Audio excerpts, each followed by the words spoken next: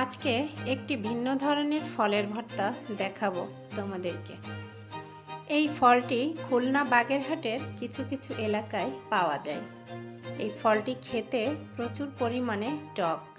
যারা অনেক বেশি টক খেতে পছন্দ করো তাদের জন্য কিন্তু এই ফলটি অনেক বেশি প্রিয়। তবে গাছভেদে ফলটির টক মিষ্টিও হয়ে থাকে। ভর্তা করার জন্য প্রথমেই ফলটিকে নোড়া দিয়ে থেতলো করে তারপরে পাটায় বেটে নিব কাঁচামরিচ দিয়ে। ভালো করে বাটা হয়ে গেলে তারপরে কিন্তু আমি বেশ খানিকটা চিনি আর পরিমাণ মতো লবণ দিয়ে ফলটি ভর্তা করে নিব। ফলটি কিন্তু ভর্তা খেতে খুব মজা লাগে, আর যারা টক পছন্দ করে তাদের তো দেখলেই মুখে পানি চলে আসবে।